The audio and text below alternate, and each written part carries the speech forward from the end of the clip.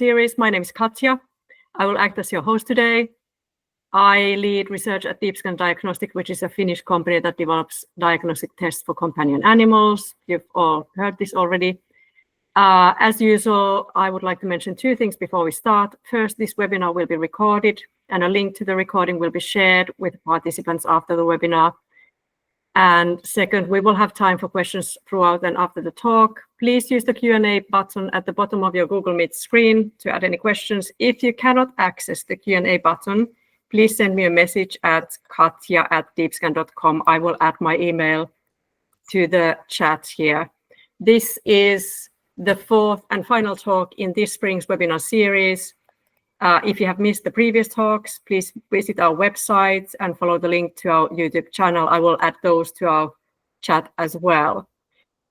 Today, I am absolutely delighted to welcome Dr. Juan Borrego, who is the Medical Director and Head of Oncology Services at the Auna Animal Hospital, which is a veterinary referral hospital in Valencia, Spain. Juan is a world expert in canine and feline mammary tumors, and today he has agreed to talk about advances in their treatment. Juan, please, the floor is yours. Thank you. Hello, everyone, and thank you for the invite. This is one of those topics that I truly enjoy, and I have been working. I was thinking about it, and it was 2009, the first publication that I actually did before my residency. It was about feline mammary tumor. So this is a topic that has been close to my heart and something that I definitely have continued working on. I actually did my thesis on new therapies on mammary tumors. So coming from Spain, that is a place that we see a lot of mammary tumors. I have been always trying to push for new options for these patients for sure. So it has been really difficult for me to actually put together like a 45 minutes talking about dogs and cats and mammary tumors. So I hope that I have tried to at least not get into the really controversial topics, but I'm happy. I will leave my email. I'm happy to answer any questions after the talk, and it will be fine. I mean, I have this is one of those topics that, as I normally say, I mean, low evidence, strong opinions. I mean, it will be a theme on this talk that there is not strong evidence about pretty much anything that we do with mammary tumors, which surprised me a long time ago when I was finishing my residency. I remember having like 5 muscle tumors papers on feline muscle tumors and only 5 mammary tumor papers. And the reason is that we don't have any really good evidence-based papers or trials on mammary tumors. It doesn't mean that people are not working on it, but it's just there is a lot of variety. The same thing happened in human medicine, and it happens nowadays. So a lot of the things that you will see here are going to be just my opinion based on my experience. Some other things are clear and are actually high evidence, but I'm sure that a lot of you will disagree or agree with me on this topic. So again, I'm happy to, after the talk, questions or anything like that. So we will talk, I mean, what is the incidence? I mean, do we know what is the true incidence based on the papers that we have, the publications that we have?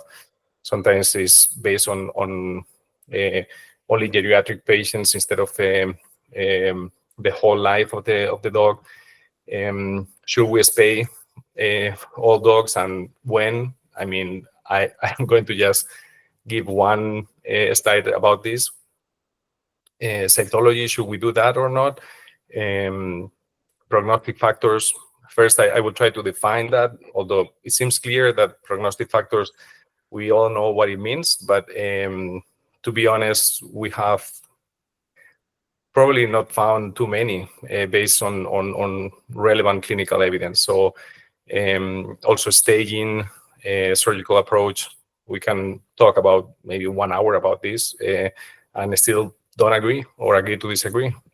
And adjuvant treatment, the same here. I discuss this topic with veterinarians, and they tell me, well, there is no evidence that chemotherapy after surgery is going to help this dog or this cat. And sometimes I have to agree. I mean, we don't have the evidence to back it up sometimes. So more than talking about the new, I mean, and I came with this sentence maybe too flamboyant, but the new is not so much discovering as finally applying what we already knew, and sometimes it's going to the basics. And I'm going to try to talk about the clinical aspects and what we do in a daily basis, and what I think it can actually change things. And if we truly apply the fundamentals with consistency, the new approaches will be just proper oncology. Again, maybe just too much of a phrase, but and I will talk about new therapies. There are definitely new things down the road, and really exciting new drugs, and a lot of groups working on mammary tumors. And I think the search on mammary tumors, canine mammary tumors, only in canine mammary tumors, in 2 or 3 years, it was like 300, 400 papers. So, I mean, there's a lot of groups working on this.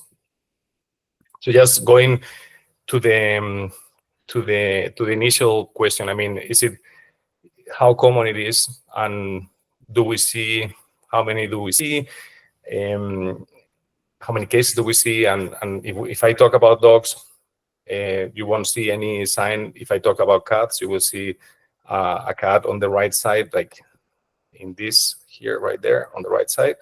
So talking about dogs, really difficult to actually compare studies. But if we talk about prevalence across regions, there's a really good review article from DACVIM this 2023 year. It's about, it depends on geographical areas, but the highest one will be is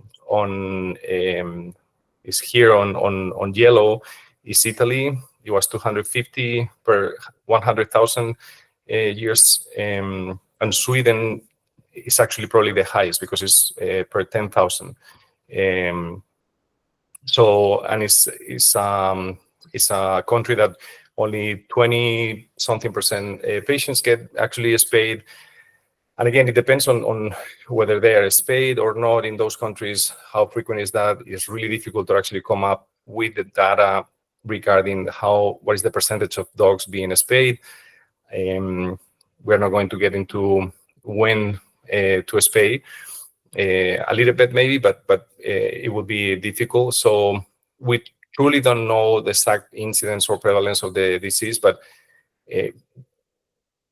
during my residency, I think I saw one case in the States, while in countries like Spain or some others that they don't typically spay dogs. I think in the States it's like 70%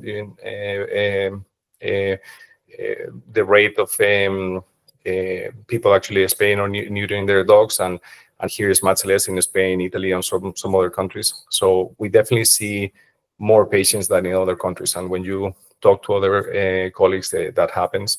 And it is reported in some papers that is the second most frequent tumor in canine species and the first one in females.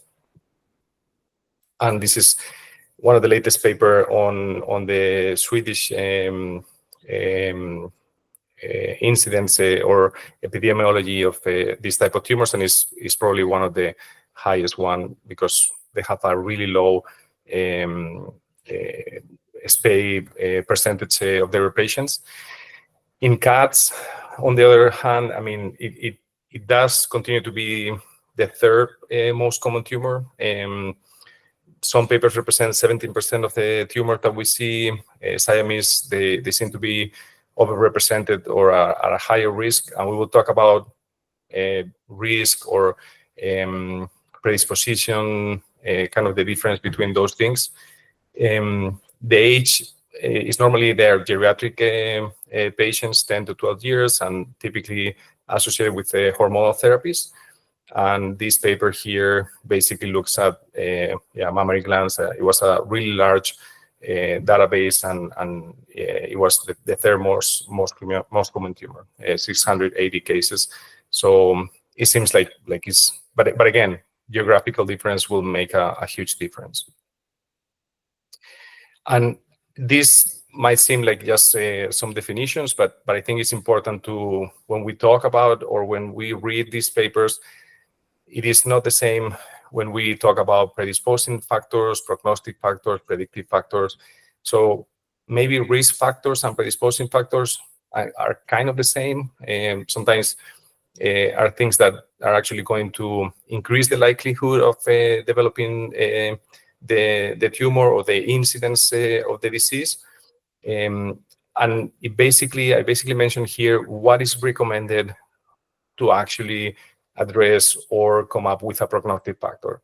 And we always talk about prognostic factors, and these are things that are associated with the outcome despite the treatment that you give, despite the surgery that you're going to do, despite the treatment, just things that actually, examples will be size, lymph node involvement, histological grade, things that seem to be actually important despite whatever you do. Predictive factors are more things that are going to predict whether the treatment that you're going to use is going to work.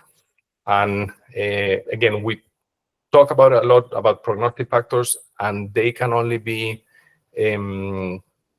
found with prospective studies, and that hasn't happened in veterinary medicine, or it's really rare that has happened in veterinary medicine, pretty much any tumor, but in mammary tumors for sure it hasn't happened. So it is important to kind of take with a grain of salt kind of all the information that I'm going to give you, because we talk about prognostic factors. I will kind of put it in between brackets.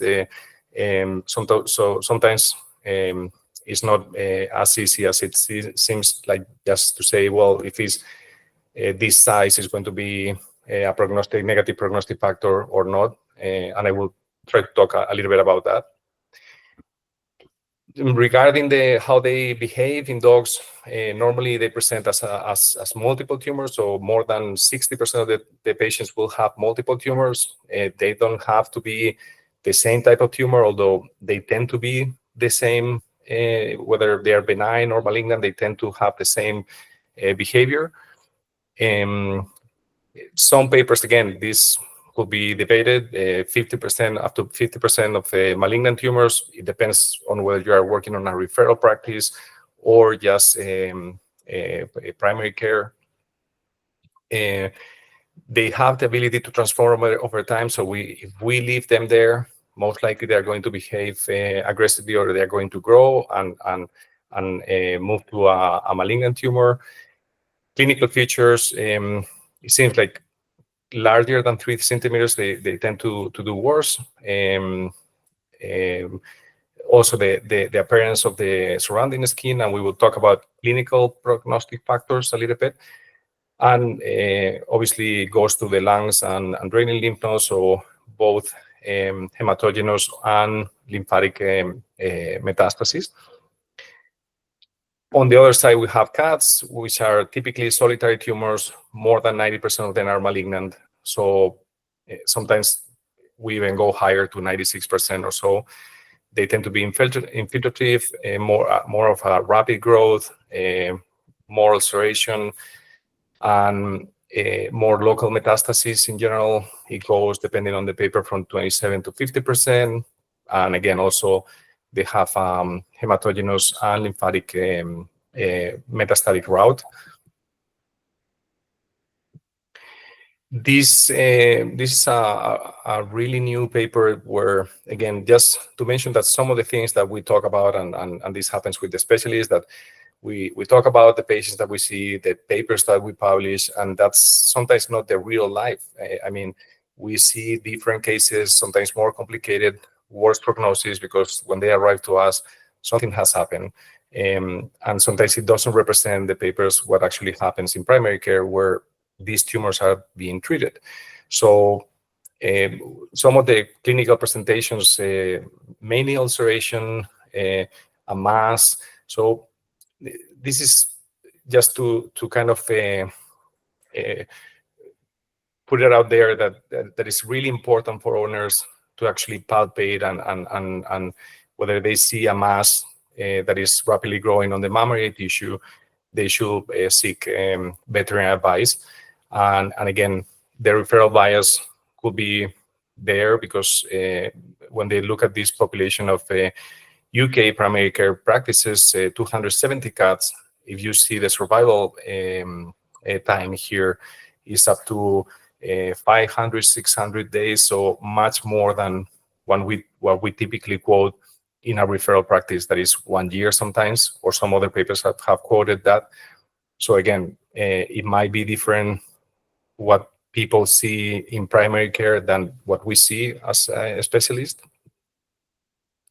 Some of the predisposing and risk factors, and I am kind of mixing those two words, predisposing and risk factors, are well known for canine mammary cancer. So estrogen exposure, obesity, age. Since the presentation is going to be recorded, I mean, you can just go through this, and this has been adapted from, again, the review from Vazquez and colleagues from 2023, and it's a really good review where it goes, I mean, estrogen, obesity, age, breed, and reproductive status. They are a higher risk. Also genetic predisposition, so BRCA mutations, although they are not as frequent as humans. COX-2 also has been shown to be a risk factor, or something that actually could promote the development of mammary tumors. And we will discuss that breed depends on geographical areas and so on. So we go to one of the first kind of big questions: should I spay my dog or cat? And this lately, I have found this kind of interesting, at the same time a little bit worrisome, because some experts have been publishing papers talking about how the papers that are out there, some of the literature that is out there, talking about whether we should spay or not our cats and dogs, and whether it should be done, when should it be done, right? Whether it should be done before the first hit or after 1 year. Certain breeds, apparently they are predisposed to other tumors if you spay them when they are prepubertal. And this is something that not even veterinarians have agreed to, when to actually spay a dog, when is the right timing for the right breed. And I acknowledge that in the future we might be able to give some recommendations, but right now we haven't agreed, and there's not enough literature to actually make strong recommendations. If for me, it's difficult to actually read those papers and actually make a conclusion for my own dog, actually, to when should I spay my dog, more than whether I should spay it or not, because I will definitely spay my dog. But when should I do it if it's a large breed? It is unfair to actually end up those papers saying that, well, you have to inform your owners with the information that is out there so they can make an informed decision. Well, I mean, we don't know yet what to inform them about. So it is still unclear, and I think it's giving a lot of fear, or is promoting a lot of fear on owners. So I hope that it doesn't become an issue of people not spaying dogs or and cats whatsoever. So I think it's a matter of finding the right time to do it, and we are still not there. And here again, you have a whole variety. I mean, this is a really good review that I was looking at pre-pubertal spaying, whether it reduces the risk or not. It's a systematic review, and again, we don't have the right information. There is information regarding whether you should spay when the tumor is present. We don't have, I mean, there is enough information, and we see different countries, what is the amount of cases that you see of mammary tumors. So subjectively, and some papers kind of agree with what we see. But again, if you look at just the level of evidence, it's not out there perfectly fine to just say, when should we do it? I definitely don't agree to do it pre-pubertal, and I look more for larger breeds doing it later in after the first heat or something like that. But again, that's my opinion after everything that has been published. So I don't know how many of you do cytology for your mammary tumors. I don't normally do it. And again, I am surprised I haven't put here all the literature regarding, I think there are 3 or 4 papers looking at what is the degree of coincidence of the cytology diagnosis with the histopathology diagnosis. And it's really good in some cases, up to 80–90% of actually not only benign versus malignant, actually coming up with the exact type of tumor comparing to histopathology. And if you see this mass here, I mean, if you go with the needle in this area, which is more solid comparing to this one, which is more mesenchymal, probably. I mean, we know that there are mixed populations of cells on those tumors. So I just don't think that we, at least I'm not that good to actually get a good diagnosis. So to be honest, I mean, are you going to say that this population here on the left, on the top, is going to be benign? Is it representative of the sample? Am I taking just the cells that are looking just fine, and am I missing the malignant epithelial cells, like on the right side that you have here? Are you going to be, I mean, do you want to know what type of malignant tumor exactly that dog has, or should I just remove it and look for other clinical prognostic factors? Does he have an infection? I mean, if he has an infection, of course, you're going to treat it in advance. And those are the differentials. I mean, malignant mammary tumor that you're going to remove, benign tumor that you're not going to leave there, mastitis. I mean, you will probably treat with some medication. And of course, if you are thinking that it might be a different type of tumor, okay, that's fine. But it's not something that we, again, in our practice, we don't normally perform it routinely. I will tell you when to do it. Cats, completely different thing.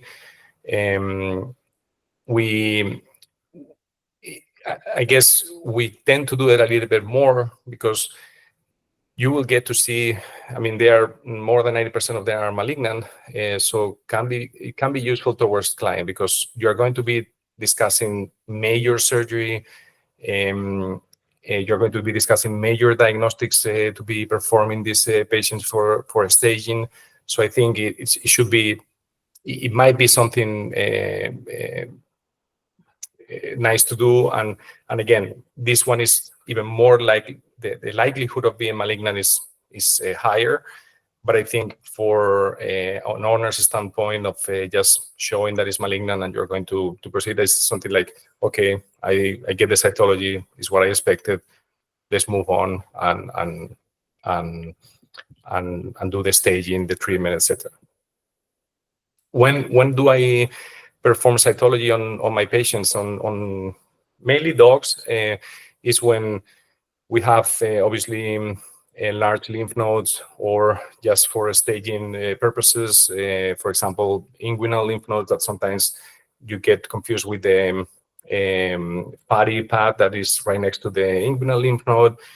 If you suspect that it's a different type of tumor, it wouldn't be the first time that I see a muscle tumor in that area. Or if there's the possibility of a skin extension. So if you see this here, sometimes we think, well, it might be that the dog is leaking right next to the tumor. But in this area, what we normally do, if it's a tumor that has recently been removed from there, or it has kind of an inflammatory component, we don't think that this is a pyoderma from the get-go, and we just try to actually get a sample from this area. And it's a little bit difficult with the dog awake, so we tend to sedate the dog a little bit and just get a sample, really superficial on the skin, so that's painful, so we have to sedate them a little bit. If it's tumor, it will come, I mean, you will see the clusters, the malignant epithelial clusters. If it's pyoderma, you will see neutrophils and you will see inflammation. So it's pretty straightforward, that type of diagnosis. Because again, sometimes you don't want to get histopathology on these areas. If it's an inflammatory mammary carcinoma, it wouldn't be the first time that I have seen a dog having local coagulation problems. And I even had one dog in one of the studies that I performed that died from that biopsy. So you can actually get the cytology of that area. Is enough to say, well, the skin is affected, it looks like an inflammatory carcinoma, let's move on, we are not going to do surgery. So in terms of staging, what should we do? I mean, or what do we do? I mean, we do the physical exam for sure, 3-view thoracic radiographs, and the abdominal ultrasound. It is recommended. If it's a small mass, if it's just probably it's not completely required, but if you have a caudal gland affected, I think it's, and typically they are geriatric dogs, so I think for a full staging, I think it's indicated. If finances are a concern, and it's an axillary 1 or 2 centimeter mass, maybe it's not completely necessary, but normally recommended. And of course, lymph node aspirates if possible, ultrasound guided, or whatever technique you want to do it. And if you can do it, I mean, it's not something that you can always actually get a sample. In cats, we tend to be a little bit more aggressive on the staging. We know that they are more metastatic, so 3-view thoracic radiographs, even CT scan. You will see that we have changed how we approach these type of tumors in terms of surgery. So they are going to spend a lot of money on the surgery, or extra money than what they used to spend. So we do get a little bit more extents on our staging. And the abdominal ultrasound for sure, especially for caudal tumors, but we know that the lymphatic system in cats is a little bit more complicated or more unpredictable than in dogs. In terms of a staging system, and here, this I'm going to just give my straight opinion about this. I don't use them. I think we shouldn't be using them, and I think they mislead a lot of people. They are just modified staging systems from human medicine, not validated as we should have done with prospective studies. So not in dogs or cats, we have a good staging system. And in dogs, we come across an additional problem, that is the size of the dog and the size of the tumor. I think we can all agree that if we see a tumor that is quite big, more than 3 centimeters for a big dog, or more than 2 centimeters, it's not a good sign. And there are definitely articles where you can see the bigger the mass, the higher the likelihood of being malignant. But this stage 1, 2, 3, and it doesn't make sense. And why it doesn't make sense? And I'm going to go straight to this slide here. It doesn't make sense because the TNM staging systems from the World Health Organization, in human medicine, they are based on really strong, large studies, and they are going to estimate the prognosis, correlating it with the stage, with the survival, guiding therapeutic decisions. That doesn't happen in veterinary medicine. They enable research comparison across the studies, and we have, as I will show you right now, in cats, different staging systems, and again determine eligibility for clinical trials. So I think first we probably should come up with a good staging system. And what are the problems? And here there is a lot of sentences and everything, but just get the red part. We have they are not validated, lack of validation on prospective data. Poor lymph node assessment. We don't have the information about lymph node in these patients compared to human medicine, where they sometimes do PET CTs. They do know their lymphatic systems, the axillary lymph nodes. We have typically an incomplete metastatic workup. Sometimes it's just chest X-rays and not CT scan. I'm not saying that we should do a CT scan for everyone, but again, just if we are going to come up with a staging system, it should be done that way.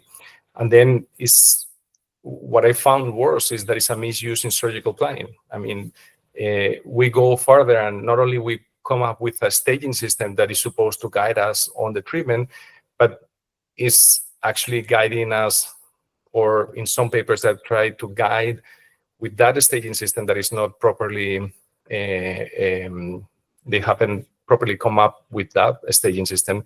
They try to guide our surgical decisions, which I will show you in a little bit, and it's not, I don't think is appropriate. So this is the staging system for cats, a little bit easier, but again, there are like 6 or 7 papers talking about the size of the tumor. They are sometimes randomly or empirically chosen those sizes, or less than 2 centimeters. They seem to do better. It seems like more than 3 centimeters, they seem to do worse. That kind of measure is stronger in some papers. Again, retrospective, the majority of them. Between 2 and 3 centimeters, we don't know. This one here is a modified staging system, clinical staging system. Again, it does correlate a little bit with prognosis, but it's not something, I mean, the amount of cases and how is the amount of biases and variables that are on those studies, I don't think that we can actually make decisions based on that staging system. And just not even looking further, this year, another new staging system for feline mammary carcinomas. I'm not going to mention the authors. Again, they do all these papers that I am criticizing or just talking about. It's a lot of work. I have done those papers. I have done retrospective feline mammary tumor papers, which is a lot of work. But the first one that I did, I mean, it doesn't mean anything. What I did actually, it doesn't actually support any recommendations. So in this paper here, which has been published recently, in the abstract, you can see this study retrospectively analyzed. So you cannot come up with a new clinical staging system with 70 or 80 cats and being retrospectively analyzed. So some of the clinical prognostic factors, and again, prognostic factors, remember everything that have been probably really intense about it. Age, the older they are, it seems like the more malignant the tumors are, and the worse outcome, tisular invasion. I mean, so this tumor here, basically, I mean, how invasive it is, how not well-defined the tumor it is, skin involvement, ulceration, rapid growth. This will be a tumor that you can tell that it's not looking good, and probably even with surgery, it's going to do poorly.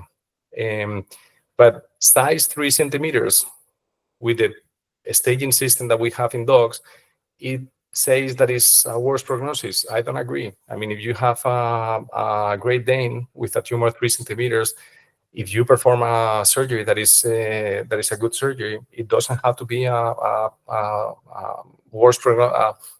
bad prognostic factor. I mean, it could make you change your surgery, but it shouldn't be put out across as a negative prognostic factor. So already, I think I went enough through all that prognostic factors. So in cats, ulceration, metastasis, obviously, and size, it seems like they are the strongest ones that we have. So more than 3 centimeters, they do worse. Less than 2 centimeters, they tend to live longer. Metastasis, obviously, they do worse. And we don't know if the ulceration is associated with the size. Sometimes on retrospective, we don't have too many multivariate analyses. But again, size seems to be one of them. Other prognostic factors, and here I am highlighting the two that I truly think that again, opinions, strong opinions, we can discuss this, whatever, I mean, as much as we want, but surgery extension and tumor grade for me are the biggest ones. And this is one of those papers that I was mentioning, that with the staging system, they actually recommend you what type of surgery you should be performing. I think this is totally inappropriate with the information that we have and how we have come up with those staging systems. Again, a lot of hard work that they have put on these papers, but I think at the end, my kind of reflection on this is that we should probably work in collaboration and perform better studies. Collaboration is key on this type of tumor, because we still see a lot of them, not on the United States or some other places, but in other countries we see a lot of them. So for me, this is key, and I don't think this is done or is stressed enough. And I say it because I used to do surgery on these patients before becoming an oncologist. I had 6 years before actually going into my internship, oncology internship, and I did surgery. And not in all patients we actually remove the fascial plane. I mean, if you have a tumor, this is a recurrence. If you have a recurrence, if you have some of those negative clinical prognostic factors or proposed negative clinical prognostic factors, it is key to actually remove fascial plane underneath the tumor, and that's not done routinely, sometimes not even at the universities. And I have visited a lot of places. I have worked in different countries, so I have seen this happening even in the best places. So this is key for not coming back, this tumor, actually. A lot of the recurrences that we see, this hasn't been done. And I talked to a lot of referring vets. They tell me that they haven't done it. So removing fascial plane, and in cats is extremely, extremely important. We know that they are grade 3, really aggressive tumors typically. So we need to remove the fascial plane, at least the part that is right underneath. I mean, if we're going to perform a bilateral mastectomy, we need to remove that fascial plane underneath the tumor at least. And just to remember everyone that we can be discussing about this the whole day is, I mean, how many of you will do just this surgery? And it will be right. I mean, if you say that you're just going to remove the tumor, this is let's say a 3 centimeter movable mass that is not ulcerated, is not, there are no negative clinical prognostic factors. The theory in some literature is just remove the tumor with enough margins to remove it safely, but they don't talk about doing a regional mastectomy or unilateral mastectomy. And you see, I don't talk about radical mastectomies. Radical is a term that we shouldn't be using in veterinary medicine.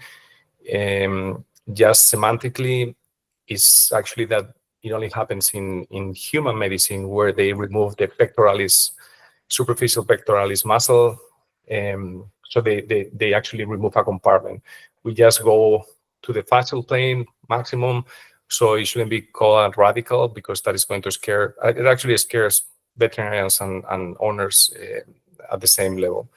So you can do this, you can do do a regional mastectomy and get the inguinal lymph node.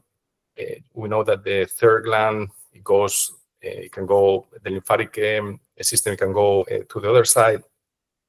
But here at least we get one of the sentinel lymph nodes, and not everyone is prepared to remove the axillary lymph nodes. That is something that I truly think that, again, an old kind of recommendation, but we should remove the sentinel lymph nodes. That's what they do in human medicine, and we should be doing that. And if our surgeon doesn't know how to do it, we should probably teach them or have them figure out how to do it.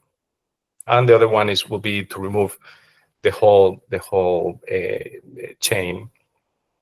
And here I'm really opinionated about this, and I have changed this over the years. To me, when we perform, and maybe again I am biased because I only see referral cases where owners are actually coming because they have new tumors coming back on the same unilateral chain. So there are at least 2 papers. One of them is looking at 35% of dogs developing new tumors on the same chain after surgery. So if you perform a lumpectomy or a regional mastectomy, 35% of them will show up on the same chain. And then 2008, an old paper, again, not spectacular papers in terms of numbers or prospective design, but they showed a 58% recurrence of tumors in the remaining mammary chain.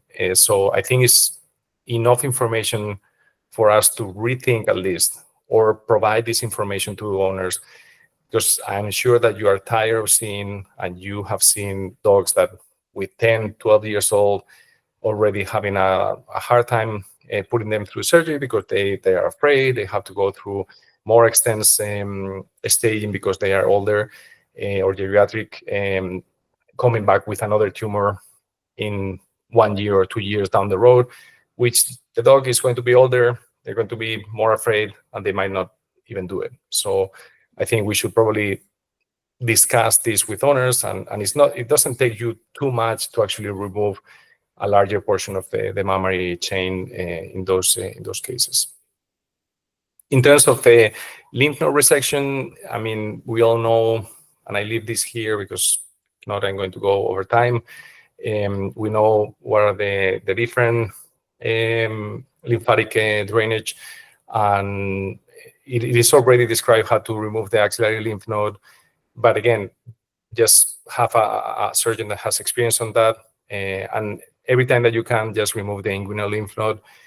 There are methods that are actually going to help you with different dyes, methylene blue, indocyanine green now is becoming really popular, although expensive. Lymphatic drainage with other type of lipidol substances, and you will see where it goes. It takes a little bit longer for this one. And again, a really nice systematic review where, again, not enough good papers to actually say what should we be doing with these lymph nodes and the information that we take from them. Cats, totally different. We know that we knew, again, going back to the basics, if you talk to a surgeon, they will tell you, well, we knew that the cats, the mammary glands, they are interconnected. They are not predictable. They are typically grade 3. So highly metastatic. We should remove larger amount of tissue. And this is the old kind of surgical approaches. They used to do regional mastectomies. Here again, radical shouldn't be used, but that's what they use in that type of papers. So this is kind of all. So I'm not going to talk too much about that, and really moving forward to what I think is what should be recommended to cats.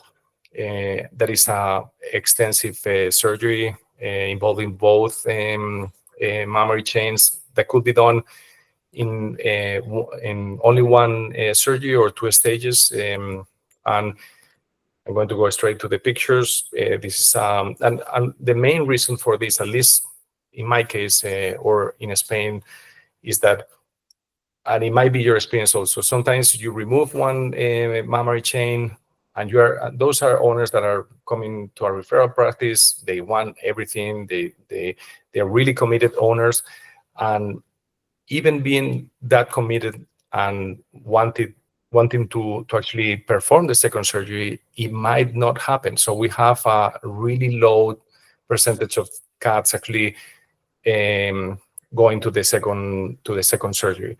So I think performing the surgery in just one step, which it hasn't been shown to be much more problematic in terms of dehiscence and some other problems. So here you have single session bilateral mastectomy, and here you have that is not really high. I mean, you just need to know the technique, and we have been inviting referring vets to actually see the surgery and just starting to do the surgery in their own practices. And the survival, first, the disease-free proportion without progression, I mean, is basically double with bilateral mastectomy, either in one stage or two stages, but bilateral versus unilateral, really increasing progression-free survival and median survival time, again, doubling times. So I think that's one of the major things that we have changed recently. In terms of grading, I'm not going to go into a lot of detail here. I said here partially validated. It's not partially. I think it's the best one actually validated. So we have really good pathologists in Spain. Laura Peña is probably one of the best mammary tumor pathologists that is out there. And they came up with, I mean, the group came up with this grading system, and then all the grading systems, you have to actually prove clinically that they are actually make a change or not. So this is the one that is commonly used right now, and it was followed by this study here, and it did prove to be significant. So grade ones, you have here on the left down, grade ones, they tend to live really long, grade twos in between, and grade threes, they do poorly. So they truly differentiate on the survival curve. So it does give us one of the best prognostic factors. In the histopathology, we should pay attention to a specific type of tumor. So comedocarcinoma, solid anaplastic carcinoma, carcinosarcoma, or osteosarcoma, they tend to do worse. This is a study from Valentina Sapuli's group, and again, they show that some specific subtypes of tumor, they do worse than others. And what do I look at when we look at the histopathology? We have to look for the grade. That's really important. We look for lymphatic invasion, really important. Do I change treatment or do I change things because lymphatic invasion? Well, depending on whether I have the sentinel lymph node or not. Margin assessment, super important also, and lymph node status. That's what we look when we read the histopathology. In cats, and I'm finishing here, in cats, we have two main grading systems. There are more proposed, but I'm just leaving this here since it's recorded. I'm sure that you will have time to look at it. And again, I'm happy to answer any emails or any questions. And I like to put, I mean, I talk here about two main grading systems, but I like to put this graph here, and it might be just referral bias, as I mentioned before. It might be that the graph that I showed you before with 500 or 600 survival time days, 600 days survival time in private practice, it might be the right thing. But here, as you can see, grade 1, grade 2, and 3, they separate a little bit, but at the end of the day, they all kind of, the majority of them, they die from the disease, which is really sad, and it's what I normally see in my patients here in Spain. And I don't typically see, and again, it might be a referral bias, but it's a disease that tends to come back. I'm going to pass through this one. It's just new paper that came out talking about male mammary tumors, that we used to think about canine male mammary tumors as something typically benign. It seems like with a higher number of cases, it's not the same. In cats, it's similar to females, cat males to females. And in humans, it's definitely more aggressive in males.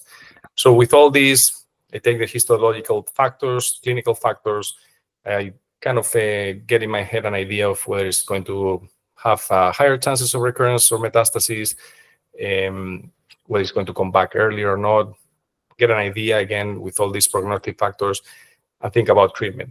And here I give you my treatment strong opinions based on experience and some groups. So for the macroscopic setting, if we have clinical stage 5, so if we have metastasis, I will probably offer treatment.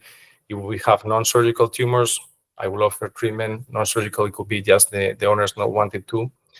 Clinical stage 4, so for me, not the size, actually the lymph node involvement.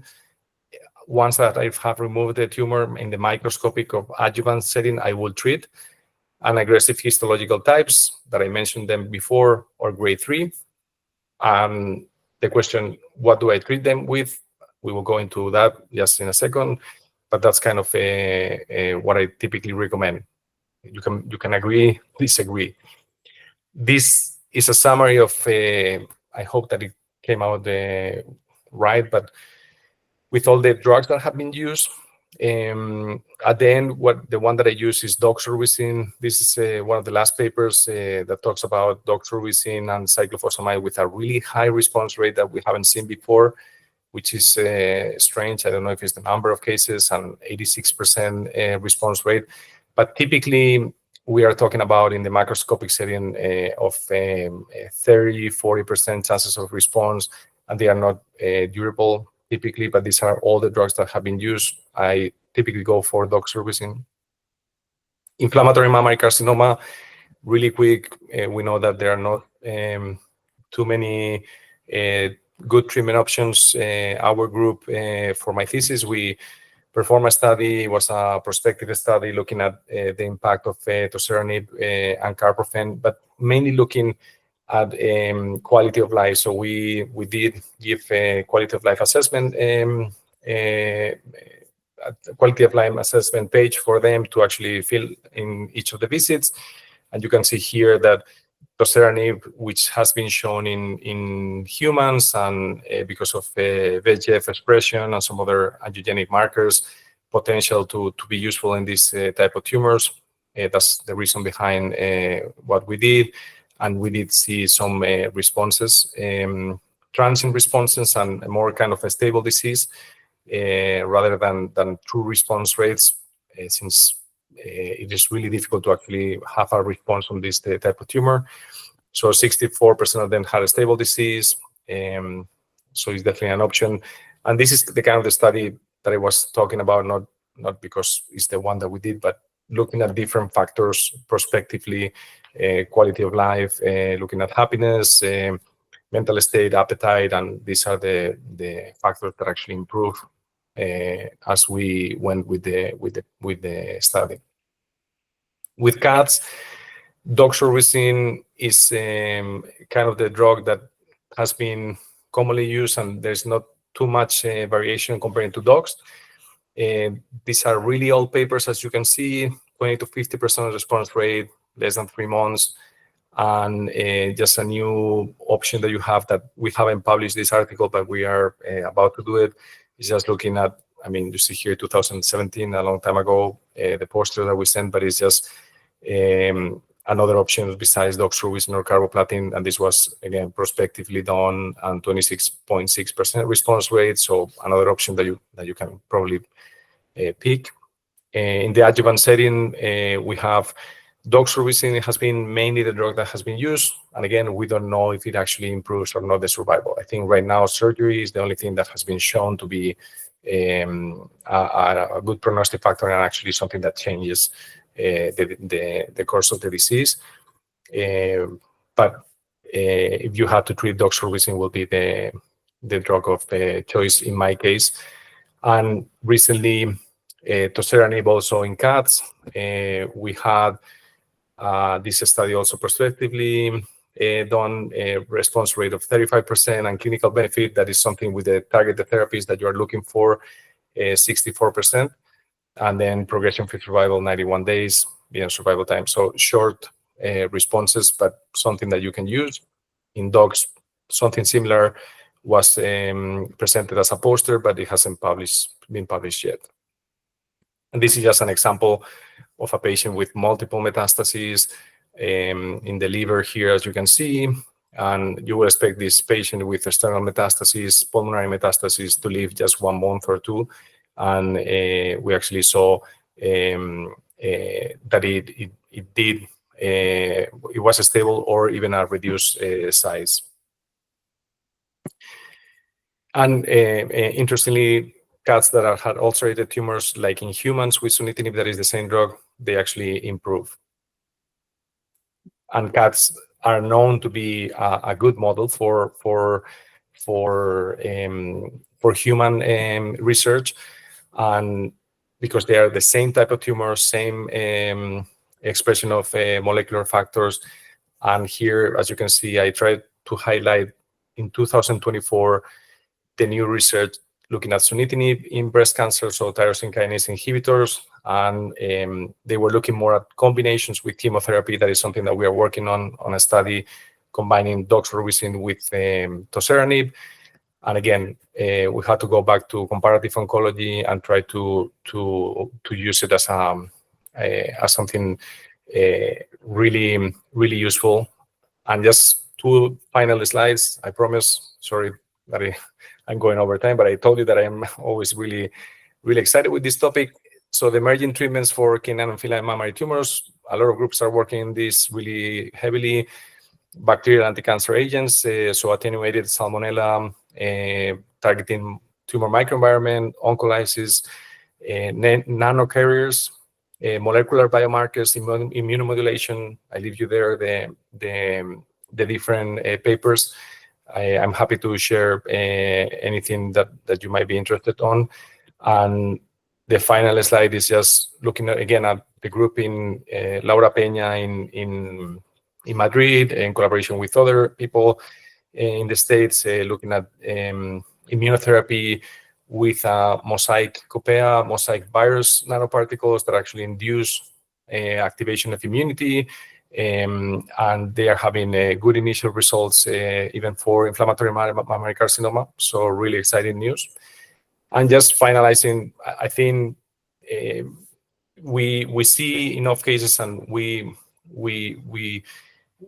have enough people working on this that we could definitely collaborate. And I'm always happy to look for any ideas, any collaboration with other groups. And I think we have to move forward with prospective studies, well perform, and because we have the cases and we have the people that actually want to do it. So thank you, everyone.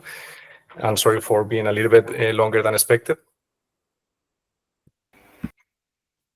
Thank you, Juan. That was really fascinating. I'm in awe. Also, I think it will take me several days to digest all of this.